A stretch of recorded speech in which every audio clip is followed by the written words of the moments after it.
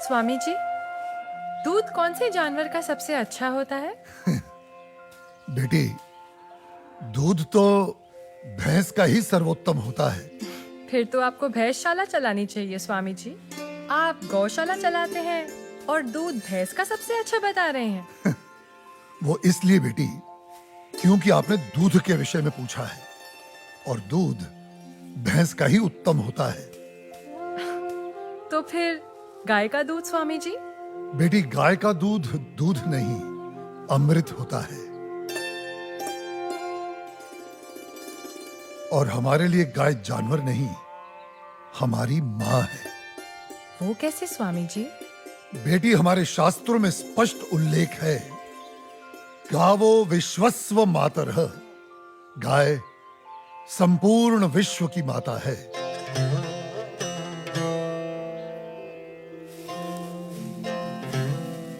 बेटी, गाय ही संसार में एकमात्र ऐसा प्राणी है जिसके अंग अंग से संसार को लाभ प्राप्त होता है। गाय दया, ममता और त्याग की देवी है। गाय लोक मंगल का स्वरूप है। लोक मंगल का स्वरूप है? वो कैसे स्वामी जी? हाँ बेटी, गाय का दूध पीने से शरीर के साथ साथ मस्तिष्क का भी विकास होता है। गाय के दूध में 8 प्रकार के प्रोटीन्स, 6 प्रकार के विटामिन्स, अनेकों प्रकार के एमिनो एसिड्स और न जाने कितने प्रकार के दुर्लभ तत्व प्राप्त होते हैं। It's a complete and wholesome food. ये मानव शरीर के प्रत्येक रोगों के लिए वरदान है। इसीलिए ये अमृत है। अब तुम गौमूत्र को ही ले लो। गौमूत्र बेटी अद्भुत औषधि है और हमारे आयुर्वेद में तो कई सारी जीवन रक्षक दवाएं गौमूत्र को केंद्रित करके ही बनाई जाती हैं। अच्छा। क्या आपको पता है, अमेरिका अपनी दवाइयां बनाने के लिए काऊ यूरिन इंडिया से ही इंपोर्ट करता है। रियली? अब आओ गोबर पर।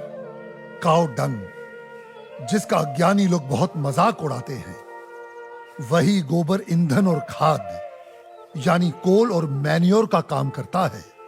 It's a natural fuel and fertiliser. आपको पता है बेटी, गांव के कच्चे घरों की दीवारों पर गोबर लेपने से उन पर सूर्य की सख्त और विषाक्त किरणों का असर ही नहीं होता। ओह। बेटी, हमारे शास्त्रों में कहा गया है कि गाय के खुरों से उड़ी धूल यानी गोधूली अपने मस्तक पर लगाना तमाम तीर्थों में स्नान करने के बराबर है।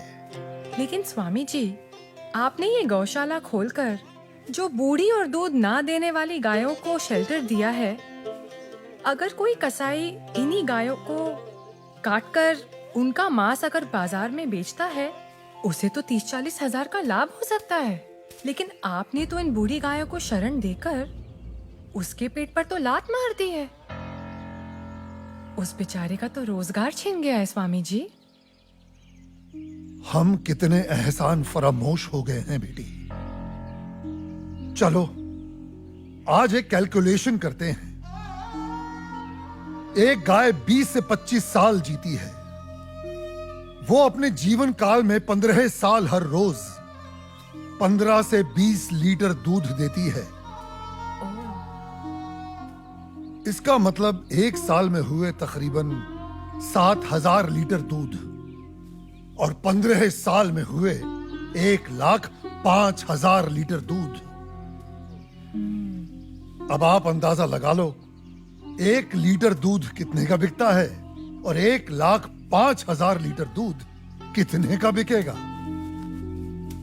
अब तुम वैसे ही गोबर और गौमूत्र का भी गणित जोड़ लो। तुम्हारी आंखें फटी और खुली रह जाएंगी कि एक गाय अपने पूरे जीवन काल में कितने करोड़ों रुपए मनुष्य को कमा कर देती है। बेटी, अनेक इंडस्ट्रीज काऊ डेयरी और उसके बाय प्रोडक्ट्स पर टिकी हुई हैं। और ये गणित यहीं खत्म नहीं होता बेटी। उसकी मृत्यु के उपरांत उसकी चमड़ी, उसकी अस्थियां भी काम में आती हैं। उससे भी लोग पैसे कमाते हैं। और आप 30-40 हजार रुपयों की खातिर उस ममता की मूर्त को जीवित काट कर व्यापार करने की बात कर रही हो, उसे खाने की बात कर रही हो।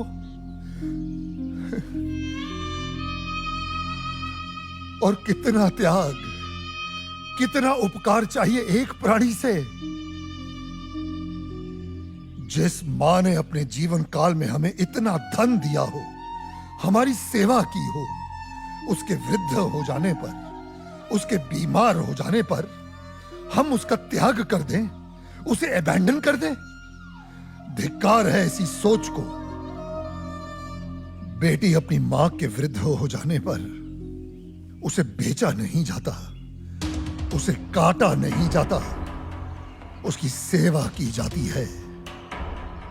मैं आपकी बात से सहमत हूँ स्वामी जी, लेकिन आपका पॉइंट ऑफ व्यू प्रेजुडिस भी तो हो सकता है, क्योंकि आप एक हिंदू हैं। ओ मैडम जी, आप बिल्कुल गलत बोल रही हैं। मैं एक मुसलमान हूँ और मेरा नाम इस्लाम मुन्ना शेख है और मैं इस आश्रम का ग्वाला हूँ। और हमारे कुरान पाक में कहीं भी गाय के गोश्त को खाना नहीं लिखा है। हम हिंदुस्तान में रहते हैं। अगर गाय हिंदुओं की माँ है तो गाय हमारी भी माँ है। तो इसका मतलब आप भी गौ हत्या के खिलाफ हैं? 100%। हम हिंदुस्तान में गौ हत्या नहीं होने देंगे।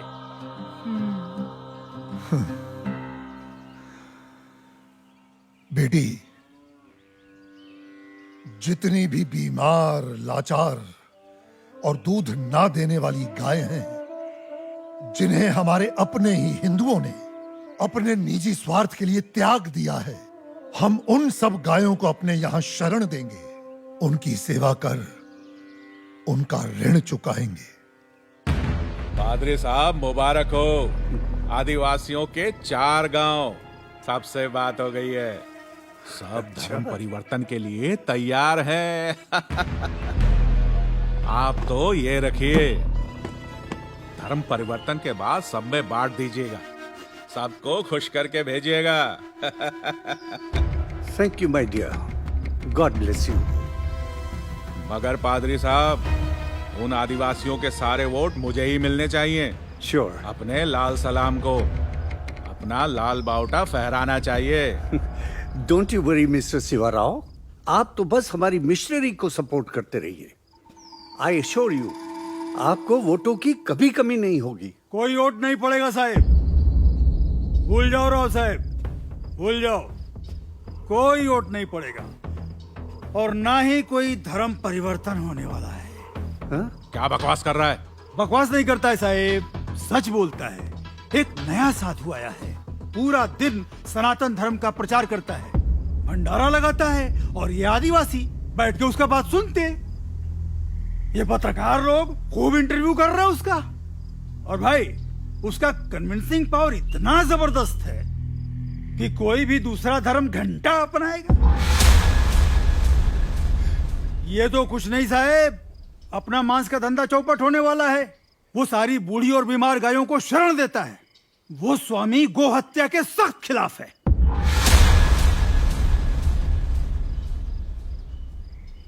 शिवा साहिब, इन्हीं गायों को तो हम खरीदते, इन्हीं का तो मांस बेचते। आपको पता है, उसकी गौशाला में मुसलमान काम करते हैं और हमारे कसाई घर में कई कसाईयों ने गाय काटने से इनकार कर दिया है। शिवा साहिब, गाय नहीं कटेंगी तो धंधा कैसे होएगा, और धंधा नहीं होएगा तो पैसे कहां से आएंगे, और पैसे नहीं आएंगे तो इलेक्शन में जीतेंगे कहां से। उन्हें अपनी भाषा में समझाया नहीं उसको? समझाने गए थे साहिब, साले ने दम देके भगा दिया हमको। बोले तो बहुत सॉलिड है, एकदम पावरफुल है वो।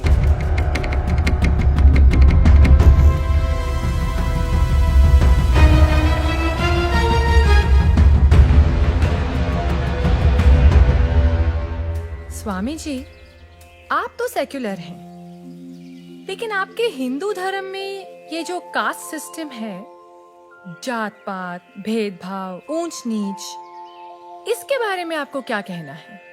हाँ बेटी, इन्हीं बुराइयों ने तो हमारे सनातन धर्म को कलंकित कर दिया है और मैं बेटी इसका सख्त विरोध करता हूं। लेकिन बेटी, क्या तुम जानती हो, ये ब्राह्मण, क्षत्रिय, वैश्य और शूद्र जातियां नहीं हैं, ये 4 वर्ण हैं और इन 4 वर्णों का विभाजन जन्म के आधार पर नहीं, कर्म के आधार पर किया गया है। समाज की उत्कृष्ट व्यवस्था के लिए, गवर्नेंस के लिए स्वयं मनुष्य ने इन वर्णों को बनाया है। बेटी, जो तेज बुद्धि वाले थे उन्हें पूजा पाठ, पठन पाठन, यज्ञ हवन और ज्ञान का प्रचार सौंपा गया, वे ब्राह्मण कहलाए। जो बलिष्ठ और शक्तिशाली थे उन्हें समाज की रक्षा का भार सौंपा गया, वे क्षत्रिय कहलाए। जो बिजनेस माइंडेड थे उन्हें व्यवसाय दिया गया, वे वैश्य हुए। और बेटी, समाज में स्वच्छता बनाए रखने वालों को, सेवा करने वालों को 4थे वर्ण का नाम दिया गया, वे शूद्र कहलाए। बेटी, हमारे शास्त्र कहते हैं, जन्मने जायते शूद्राः संस्कारात् द्विनोच्यते, अर्थात जन्म से प्रत्येक व्यक्ति शूद्र होता है। वो केवल अपने संस्कारों से, अपने कर्मों से ब्राह्मण, क्षत्रिय, वैश्य या शूद्र बनता है। अब आप मुझे ही ले लो, पहले मैं अखाड़े में पहलवानी करता था तो तब मैं क्षत्रिय था, आज मैं प्रवचन देता हूं तो आज मैं ब्राह्मण हुआ, और यदि कल मैं कोई व्यवसाय करता हूं तो मैं वैश्य कहलाऊंगा, समझी? मेरा ब्राह्मण या क्षत्रिय होने पर कोई कॉपीराइट नहीं है। बेटी, हमारे सनातन धर्म में ऊंच नीच का कोई स्थान नहीं है। ये 4 वर्ण एक दूसरे के पूरक हैं। They are interdependent on each other. ये एक गाड़ी के 4 पहियों के समान है। बिना एक दूसरे के सहयोग के समाज का कोई भी महत्वपूर्ण कार्य पूरा नहीं हो सकता। जी स्वामी जी। बेटी, सनातन धर्म तो समस्त वर्णों, समस्त प्राणियों में करुणा, दया और अपनत्व की भावना रखना सिखाता है। सर्व धर्म समभाव में विश्वास करना सिखाता है। हमारा धर्म सब धर्मों को एक समान मानता है। बेटी, हमारे लिए तो ये पूरी धरती एक कुटुंब है, एक परिवार है। The whole world is one family, वसुधैव कुटुंबकम। पंडित,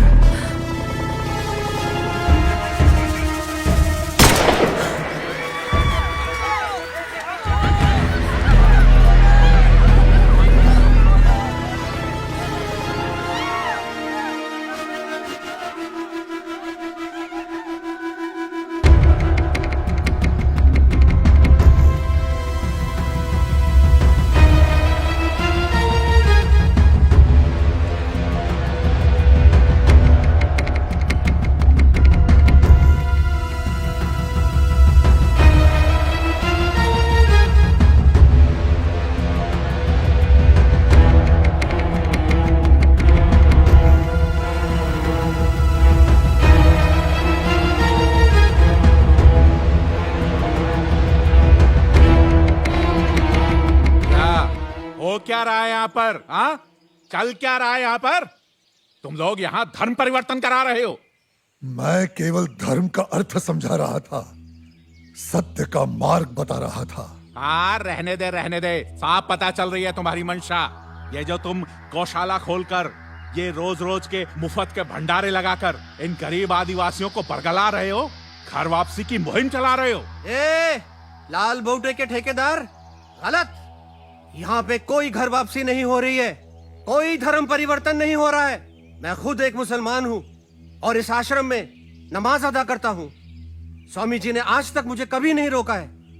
तुम लोग गलत अफवाहें फैला रहे हो। ए मुन्ना, चुप रह, चुप। तू चुप रहे। क्या तुम लोग हिंदू मुसलमान बोल बोल के हम में दरार पैदा कर रहे हो? चलो निकलो यहाँ से, बंद करो अपनी ये राजनीति की दुकान। ए मुन्ना, तू अपना मुंह बंद रख। चिल्लाओ मत। मैं तुम्हें अच्छी तरह जानता हूं कनन शिवाराव। जिस प्रकार तुम सनातन धर्म के विरुद्ध इन भोले भाले आदिवासियों के हृदय में जहर इंजेक्ट कर रहे हो और अपनी वोटों की खातिर पैसा बांट बांट कर इनका धर्म परिवर्तन कर रहे हो, ये सब अब नहीं चलेगा। ए स्वामी, तू जानता भी है कौन है ये? जानता हूं, तुम्हारे आका हैं जो तुम्हारे नाम पर फर्जी ट्रांसपोर्ट कंपनी चला रहा है और गैर कानूनी तरीके से गौ मांस बेचने का घोर अपराध कर रहा है। ए पंडित!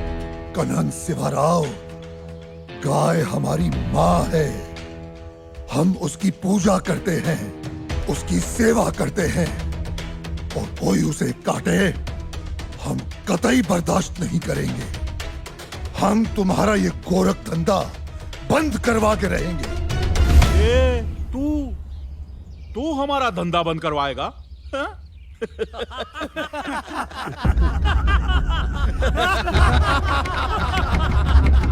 जाइला। ए गौरक्षको, एक गाय का गोश्त भी गोश्त ही होता है। ए, तू होता कौन है हमें रोकने वाला? हा? मैं मुर्गी का गोश्त खाऊं, बकरे का गोश्त खाऊं या गाय का गोश्त खाऊं, गोश्त तो गोश्त ही होता है। ए, क्या फर्क पड़ता है? बिल्कुल फर्क पड़ता है। मानो तो माँ माँ है वरना जानवर।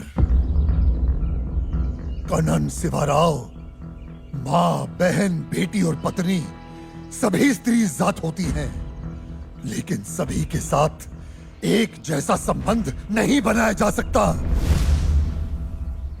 ए कनन, क्या तू अपनी माँ बहनों के साथ सोता है? उनका बिस्तर गर्म करता है? हरामखोर, माँ पे जाता है।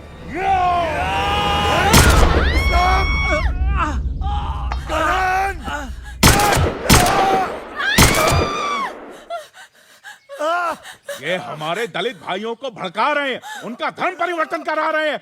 मारो!